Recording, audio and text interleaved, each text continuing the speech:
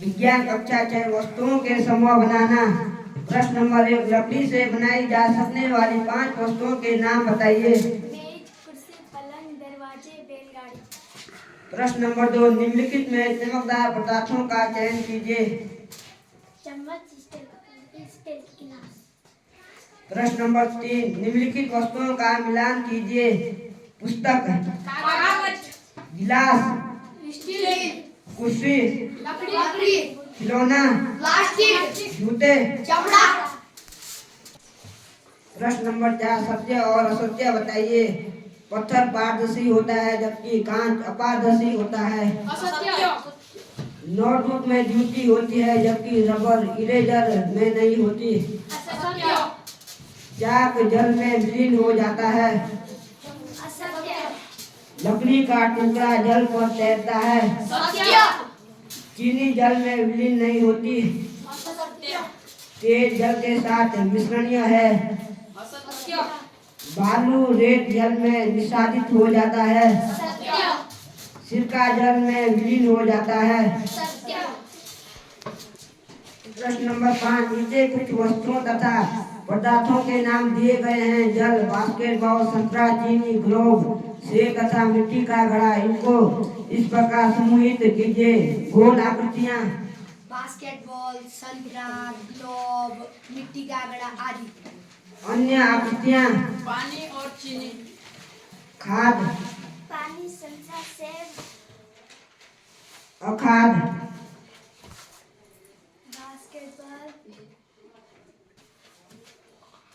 Basketball और मिट्टी का घड़ा, मेज, कुर्सी आदि। प्रश्न नंबर 6, जल में तैरने वाली जिन वस्तुओं को आप जानते हैं उनकी सूची बनाइए। जांच कीजिए और देखिए कि क्या वे तेल अथवा मिट्टी के तेल पर तैरती हैं।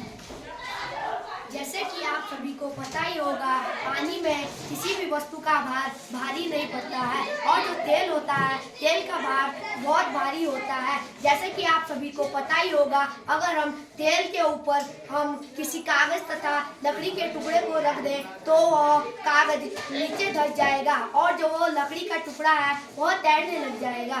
धन्यवाद। प्रश्न नंबर 7, निम्नलिखित समूह में मेल न खाने वाला ज्ञात कीजिए। कुर्सी, पलंग, मेज, बच्चा, अलमारी। बच्चा। ख, गुलाब, चमेली, नाव, गेंदा, कमल। नाव। एल्युमिनियम, आयरन, तांबा, चांदी, रेत। चीनी, नमक, रेत, कॉपर सल्फेट। Copper sulphate. प्रश्न नंबर 8, खाली जगह भरें। रेत में नीचे बैठ जाती है। रेत पानी में नीचे बैठ जाती है। सिरका पानी में हो जाता है। सिरका पानी में घुल जाता है। सिरका पानी में घुल जाता है।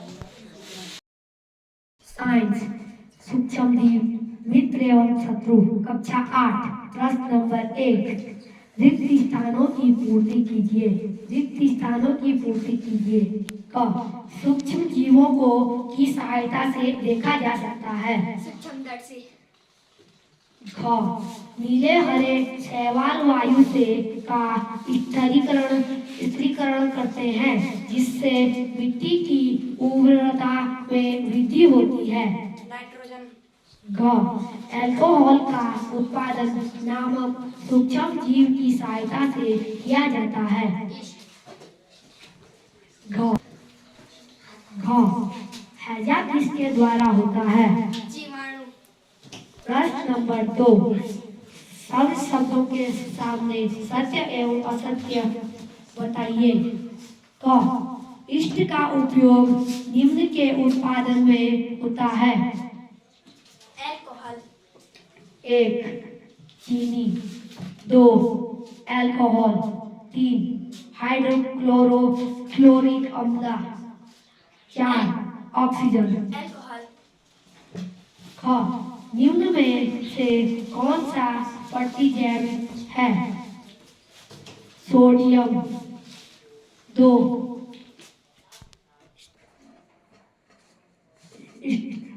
2 स्ट्रेप्टोमाइसिन, 3 अल्कोहल, 4 ईस्ट। एस्ट्रोमाइसिन। घ मलेरिया परजीवियों का वाहक है। मादा एनोफिलीज मच्छर। घ संचरणीय रोगों का सबसे मुख्य कारक है। घरेलू मक्खी। ड ब्रेड अथवा इडली फूल जाती है, इसका मुख्य कारण है। इष्ट कोशिकाओं की वृद्धि। च चीनी को अल्कोहल में परिवर्तित करने के प्रक्रम का नाम। किण्वन। प्रश्न नंबर 3 जीवाणु। हैजा का कारक। राइजोबियम, नाइट्रोजन स्थिरीकरण। लैक्टोबैसिलस, दही का जमना। ईस्ट। ब्रेड की बेकिंग।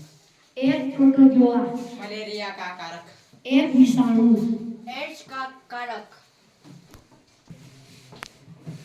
प्रश्न नंबर 4 क्या सूक्ष्म जीव बिना यंत्र की सहायता से देखे जा सकते हैं? यदि नहीं तो वे कैसे देखे जा सकते हैं? नहीं, सूक्ष्म जीव नग्न आंखों से नहीं देखा जा सकता क्योंकि वो छोटे छोटे होते हैं, इसलिए हम उसे सूक्ष्मदर्शी की सहायता से देख सकते हैं। प्रश्न नंबर 5 सूक्ष्म जीवों के मुख्य वर्ग कौन कौन से हैं? सूक्ष्म जीवों के 4 वर्ग हैं। पहला प्रोटोजोआ, दूसरा कवक, तीसरा जीवाणु, चौथा कुछ शैवाल। प्रश्न नंबर 6 वायुमंडलीय नाइट्रोजन का मिट्टी में स्थिरीकरण करने वाले सूक्ष्म जीवों के नाम बताइए। मिट्टी में मौजूद राइजोबियम और कुछ नीले हरे शैवाल जैसे बैक्टीरिया वायुमंडलीय में नाइट्रोजन का स्थिरीकरण कर सकते हैं। प्रश्न नंबर 7 हमारे जीवन में उपयोगी सूक्ष्म जीवों के बारे में कुछ बताइए। जो डबल रोटी हम खाते हैं उनमें सूक्ष्म जीव हमारे सहायक होते हैं। सूक्ष्म जीव प्रदूषण कम करने के लिए हमारे सहायक होते हैं और सूक्ष्म जीव शराब बनाने में हमारे सहायक होते हैं और दूध से दही का जमना लैक्टोबैसिलस हमारे उपयोग आता है। प्रश्न नंबर 8 सूक्ष्म जीवों द्वारा होने वाले हानिकारक प्रभावों का संक्षिप्त विवरण कीजिए। सूक्ष्म जीव कई मायनों से भी हानिकारक होते हैं। सूक्ष्म जीव में से कुछ मानव, पौधे और जानवरों में बीमारियों का कारण बनते हैं। ऐसे रोग पैदा करने वाले सूक्ष्म जीवों को रोगजनक कहा जाता है। कुछ सूक्ष्म जीव भोजन, कपड़े और चमड़े को भी खराब करते हैं। प्रश्न नंबर 9 प्रतिजैविक क्या है? प्रतिजैविक देते समय कौन सी सावधानियां रखनी चाहिए? वे दवाइयाँ जो रोगों को समाप्त करती है अथवा रोकती है उन्हें प्रतिजैविक कहते हैं। वे दवाएं जो सूक्ष्म जीवों के द्वारा होने वालों के रोगों के विकास को रोकती है अथवा समाप्त करती है प्रतिजैविक कहलाती है। प्रतिजैविक के उदाहरण स्ट्रेप्टोमाइसिन और टेट्रासाइक्लिन है। प्रतिजैविक लेते समय हमें निम्न सावधानियां बरतनी चाहिए। किसी योग्य डॉक्टर की सलाह पर ही प्रतिजैविक लेना चाहिए। डॉक्टर द्वारा निर्धारित पाठ्यक्रम को पूरा करना चाहिए। गलत डॉक्टर के हिसाब से प्रतिजैविक नहीं लेनी चाहिए। विज्ञान कक्षा 7 प्राणियों में पोषण। प्रश्न नंबर 1 उचित शब्दों द्वारा रिक्त स्थानों की पूर्ति कीजिए। मानव पोषण के मुख्य चरण एवं है अंतर्ग्रहण, पाचन, अवशोषण, स्वागीकरण और निष्कासन। मानव शरीर की सबसे बड़ी ग्रंथि का नाम है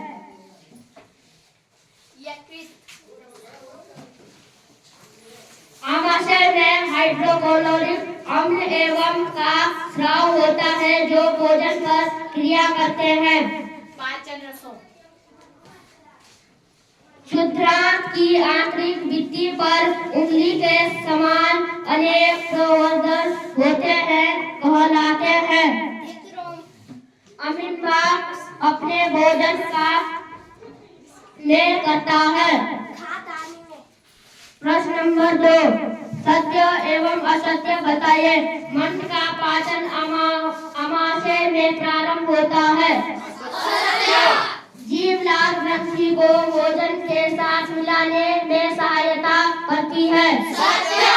पित्ताशय में पीत रस अस्थायी रूप में भंडारित होता है। रूमिनेंट निगली हुई घास और अपने मुख में वापस लाकर धीरे धीरे चबाते रहते हैं। क्वेश्चन नंबर 3, निम्न में से सही विकल्प पर सही का चिन्ह लगाए। वसा का पूर्ण रूप पाचन जिस अंग में होता है वह है छोटी आंत। जल का अवशेषण मुख्य किस अंग द्वारा होता है? बड़ी आंत, बड़ी आंत। प्रश्न नंबर 4, खाद्य घटक पाचन के उत्पाद कार्बोहाइड्रेट, शर्करा, प्रोटीन, अम्ल, वसा। वसा, अम्ल एवं। प्रश्न नंबर 5, दीर्घ रोम क्या है, वह कहाँ पाए जाते हैं एवं उनके कार्य क्या है? दीर्घ रोम छोटी उंगली के समान उभरी हुई होते हैं जो छोटी आंत की सतह पर पाए जाते हैं और वह बचे हुए भोजन का अवशोषण करते हैं। प्रश्न नंबर 6, पीत कहाँ निर्मित होता है, यह भोजन के किस घटक के पाचन में सहायता करता है? पीत यकृत से निकलता है और वह वसा का पाचन करता है। प्रश्न नंबर 7, उस कार्बोहाइड्रेट्स का नाम लिखिए जिनका पाचन रूमिनेंट द्वारा किया जाता है परंतु मानव द्वारा नहीं। इसका कारण बताइए। रूमिनेंट की वह कार्बोहाइड्रेट सेल्यूलोज है और वह कार्बोहाइड्रेट सेल्यूलोज है। रूमिनेंट की आहार नाल बड़ी होती है और मनुष्य की छोटी। सेल्यूलोज एक प्रकार का कार्बोहाइड्रेट है। रूमिनेंट की आहार नाल बड़ी होती है और मनुष्य की आहार नाल छोटी। क्या कारण है कि हमें ग्लूकोज से ऊर्जा तुरंत प्राप्त होती है? ग्लूकोज बहुत हल्का होता है और उसका पाचन नहीं होता है। वह सीधे हमारे क्षुद्रांग में जाता है और वह हमारी पित्त कोशिकाओं में जाता है और ग्लूकोज का पाचन नहीं होता है। ग्लूकोज हल्का होता है वह सीधे हमारी कोशिकाओं में जाता है और उसका पाचन नहीं होता है,